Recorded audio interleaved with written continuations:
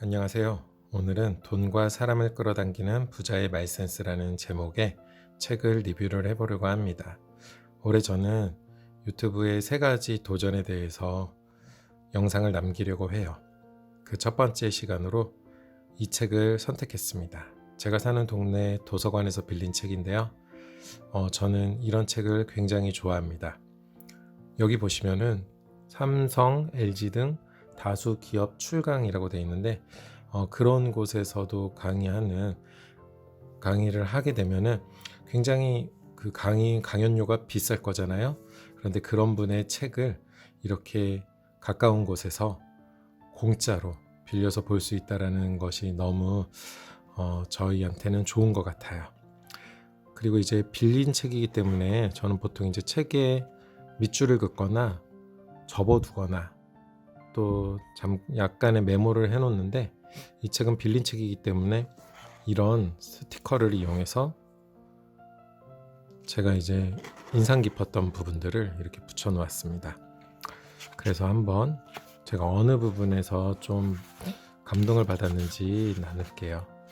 먼저 이 책은 작가가 독자를 위해서 기도를 해주고 있습니다. 10년 뒤, 30년 뒤에 더욱더 잘 돼 있기를 바라면서요. 한 달 만에 매출 30배를 올린 주인공이라고 되어 있는데, 이 책 읽다 보면은 여기 뒤에 서평에 나와 있지만 보듬 컴퍼니라는 회사, 여기가 이제 우리가 개통령이라고 알고 있는 강영욱 대표가 이끄는 회사인데, 이 회사도 처음 이 작가를 만나서 말센스에 대해서 배우고 매출이 급등했다고 해요. 그래서 이분이 얼마나 대단한 얘기들을 하는지 너무 궁금해졌습니다. 그래서 제가 처음으로 책갈피해놓은 부분은 이 부분인데, 모두가 1등만 생각할 때 나이키는 관점을 꼴찌에게로 돌렸다. 단숨에 사람들의 시선을 끌었고 나이키의 관점 뒤집기는 성공적인 사례로 남았다. 나이키의 관점 뒤집기를 내 삶에, 내가 하는 일에 적용해보자. 새로운 발상이나 전략이 떠오를 것이다. 이 얘기는 이 앞부분에 조금 나와 있는데요. 보통은 1등만 기억을 하고 1등을 부각시키는데, 나이키는 가장 나이가 많은 사람을 찾아 후원하기로 했다고. 그래서 78세의 할아버지를 찾았다고 합니다. 이렇게 이제 대회가 시작되니까 사람들은 누가 1등으로 달리는지 궁금해하기보다 이 78세 노인이 잘 달리고 있는지에 더 많은 관심을 가졌고, 그러다 보니까 방송국에서도 이 하인리를 자주 조명할 수밖에 없었다고 하죠. 그래서 누가 봐도 그날의 주인공은 이 할아버지였습니다. 나이키에 대해서는 또 새로운 다른 이야기도 있잖아요. 나이키가 이제 신발을 만드는 회사, 스포츠 의류를 만드는 회사지만 이 나이키가 우리의 라이벌은 아디다스나 리복이 아니라 닌텐도다, 이런 얘기를 했잖아요. 왜냐하면은 아이들이 게임을 하느라 밖에 나가질 않기 때문에 신발이 닳지 않는다는 거였어요. 그래서 이제 닌텐도를 라이벌 대상으로 삼아서 또 마케팅을 했던 적이 있었죠. 그리고 또 제가 좋아하는 얘기가 여기 나와 있는데요. 시작도 실력이다. 행동하지 않으면서 머릿속으로 할 일만 생각할 때가 가장 엄두가 안 나는 법이다. 일단 시작하면 시작조차 하지 못한 사람보다는 변화를 이룰 것이다. 제가 이 부분을 읽으면서 좀 생각난 영상이 하나 있어요. 그게 이제 이 폴리메스라는 책을 그 체인지 그라운드에서 소개를 해줘가지고 읽게 되었거든요. 거기에서 얘기하는 게, 이 책을 소개하면서 이제 신영준 박사님이 이제 체인지 그라운드 그 영상을 만드는 동영상을 직접 촬영을 했는데 드론을 배우기 시작했다고 하더라고요. 그러면서 일단 시작을 했더니 어떻게 하는 건지 알 수 있게 되었고, 여기서 조금만 관심을 가지면 내가 그래도 상위 1%는 아니어도 상위 10%까지는 갈 수 있겠다라는 생각을 하셨다고 합니다. 저는 그 말에 굉장히 많이 공감을 했어요. 여기 보면 이제 시작도 실력이다라고 되어 있는데, 시작하지도 않고 그냥 포기하는 사람들이 되게 많잖아요. 그래서 이런 말이 있는 것 같아요. 그래서 세상에 많은 경쟁자들이 있지만 그 사람들은 오히려 시작도 하지 않기 때문에 어쩌면 그런 부분에 있어서 시작하는 사람들에게는 그 시작하는 것 자체가 굉장히 큰 도전이자 일단 성취를 이룰 수 있다는 걸 알게 될 것 같아요. 그래서 일단 시작을 하는 것이 중요하다라는 얘기가 이 책에 나와 있고요. 또 이제 마케팅이나 다른 사람들을 설득할 때 우리가 이제 거절을 많이 당하게 되는데 여기 보면 이제 거절을 염두에 두지 말라고 되어 있습니다. 거절은 상대방이 결정하는 일이고 우리는 우리의 역할에만 충실하면 된다. 그러니까 이미 질에 겁먹지 말고 혹시 내가 얘기한 것에 대해서 거절하면 어쩌지? 라고 겁먹지 말고 나는 내 할 일에 충실하면 된다라는 그런 메시지를 전해주고 있어요.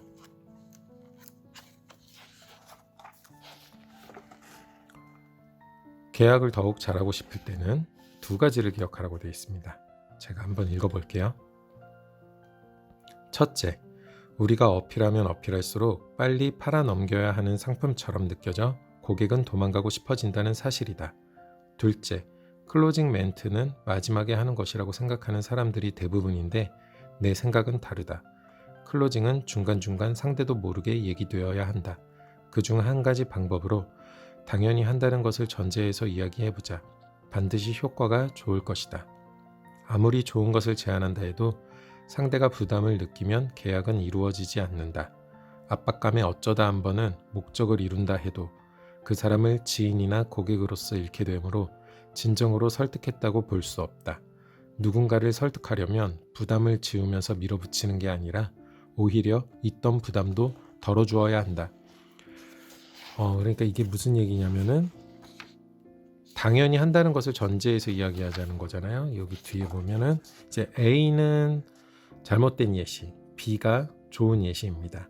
그래서 일단은 혹시 여기까지 궁금한 점 있으신가요? 라고 질문을 던져놓고 택배는 언제까지 받으셔야 하나요? 이렇게 얘기하면 이제 당연히 이 고객은 이 물건을 주문한다는 것을 전제로 두고 질문을 하게 되는 것이죠. 그럼 이렇게 질문을 하게 되면 이 고객에게는 이제 선택지가 이 질문에 대한 대답에 대한 선택지가 노는 없는 거잖아요. 그렇게 해서 이런 식으로 질문을 하는 게 좋다고 합니다.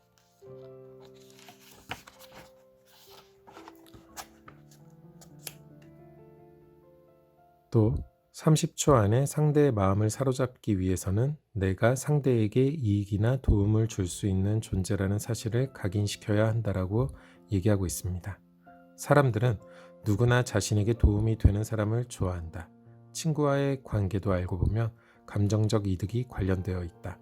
꼭 물질적 이득이 아니더라도 감정적 교류나 평안, 위안, 즐거움을 주는 사람과 어울리게 마련이다.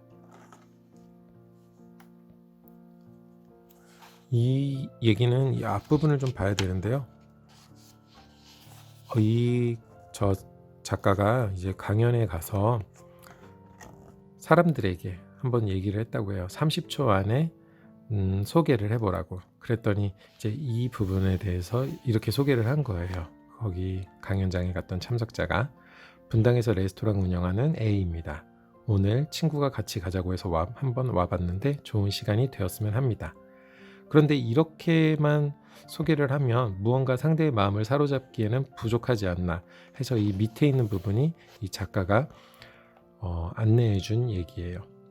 안녕하세요. 혹시 이런 곳이 있다면 어떨까요? 잘 아는 레스토랑이 있어서 그곳에 갈 때마다 VIP 대접을 받고 서비스로 음식을 더 먹을 수 있는 곳이요.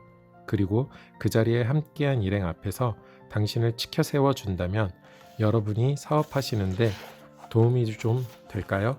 만나서 반갑습니다. 일행들 앞에서 여러분의 어깨를 으쓱하게 해드릴 분당에서 레스토랑을 운영하는 A입니다. 그래서 우리가 상대의 마음을 사로잡기 위해서는 상대에게 이익이나 도움을 줄 수 있는 그런 이득 제시의 힘을 가진 멘트를 해야 한다고 얘기하고 있습니다. 그 다음은 깎아달라고 할 때에 대한 얘기인데요. 사람들이 하는 말을 번역기로 돌려보라고 해요. 그럼 사람들이 진짜 속내를 찾으면 협상은 의외로 쉬워진다고 하죠. 그래서 이 깎아달라고 할 때 어떻게 하는 것이 좋을까라는 이 챕터에서는 다른 사은품으로 좀 유도를 하는 게 좋다고 합니다. 어떤 사람들은 정말 손해보면서까지 판매하는 사람들도 있다고 해요. 대부분은 이제 그래도 이득이 남으니까 깎아주겠지만 또 그 중에는 손해보면서까지 이제 판매하는 사람들도 있다는 것이죠. 하지만 그렇게 무작정 깎아주기보다는 다른 방법으로 고객에게 그들이 필요한 것들을 채워줄 수 있는 방법이 있을지를 한번 고민해 보라는 내용이었습니다. 이 책을 읽다 보면은 그런 생각이 들었어요. 이게 말만 가지고는 되지 않겠다.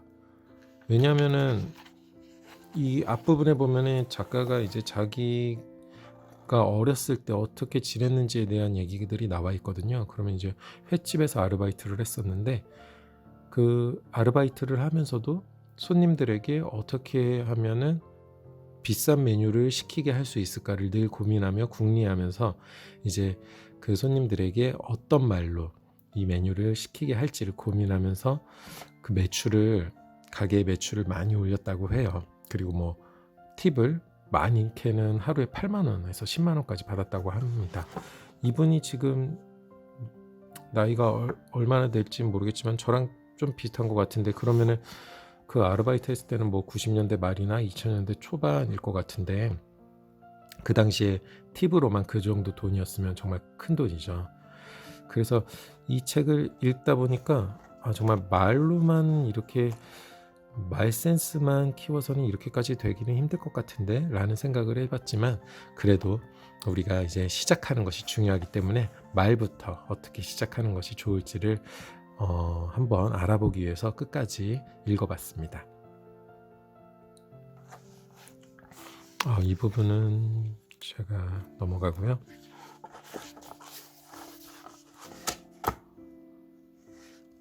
여기에는 이제 많은 사람 앞에서 말할 때 유머를 활용하라고 되어 있습니다. 유머를 활용하면 청중을 집중시킬 수 있다. 적절한 유머를 활용해야 하는데 그중 자신의 약점을 유머의 소재로 사용해 친밀해지는 방법도 있다. 그러나 위의 CEO의 위트는 적절하지 못했다. 자기 회사에서 생산한 제품을 쓰레기라고 표현했으니 말이다. 아이러니하게도 마음을 얻기까지는 시간이 오래 걸리는 데 반해 잃는 것은 한순간이다. 실제로 영국 런던에서 있었던 일이라고 해요. 그래서 사람들이 어떻게 그렇게 싸게 팔 수 있냐고 물어봤을 때 그건 우리 제품이 쓰레기라서 그런 겁니다 라고 말하고 이제 매출이 곤두박질 친 거죠. 그래서 이 말이 중요하다라는 얘기를 하고 싶어서 이 예화를 넣은 것 같아요. 이 부분은, 그 다음에 볼 부분은 걱정에 가장 친한 친구는 걱정이다라는 건데, 우리가 이제 걱정을 많이 하잖아요. 내 걱정만 하는 게 아니라 남의 걱정도 많이 해줘요. 뭐 미국에 가고 싶다고 한 친구에게 거기 뭐 총기 사고도 나고 괜찮냐 뭐 이렇게 얘기하기도 하고, 예전에 이제 제 친구가 이제 남아공에 간다고 했을 때 저는 아프리카라고 하면은 정말 다 물도 안 나고 그런 줄로만 알았어요. 그래서 제가 남아공에 간 친구에게 되게 많은 걱정을 했던 적이 있었는데, 이 책을 보니까 정말 쓸데없는 걱정이지 않았나 싶습니다. 그리고 저는 가본 적이 없잖아요, 거기에. 근데 가본 적도 없는 사람이 뭔가 이제 부정적인 얘기를 인터넷에서 본 글이나 뭐 다른 사람에게 들은 얘기, 제가 겪은 얘기가 아닌 뭐 건너서 들은 얘기들로 조언을 해주려고 했던 것이죠. 하지만 이 책에서는 이렇게 얘기하고 있습니다. 뭔가 도전하고 싶은 게 있다면 이미 도전에 성공한 사람에게 조언을 구하라. 누구에게 질문하느냐는 아주 중요하다. 각자 자기 경험 안에서 대답하기 때문이다. 이미 성공한 사람은 본인이 경험해봤던 되는 방법을 긍정적으로 얘기해 줄 것이다. 반대의 경우도 마찬가지다. 잘 안 됐던 사람에게 조언을 구한다면 안 되는 이유들을 가지고 당신을 열심히 납득시킬 것이다. 너무 맞는 말이죠. 성공한 사람에게 조언을 구해야 하는데 실패한 사람 얘기만 우리가 좀 귀를 기울이게 됩니다. 여기 재밌는 그림이 있어요. 사람들은 저마다의 시선으로 이야기한다. 한번 여러분들께서도 가볍게 읽어볼 만한 내용입니다.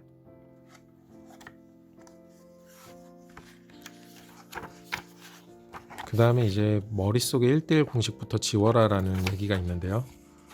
바로 노력했는데도 성공하지 못했다고 말하는 사람들에게 있는 공통점이라고 해요. 바로 머릿속에 1:1 공식이 들어있다는 사실입니다.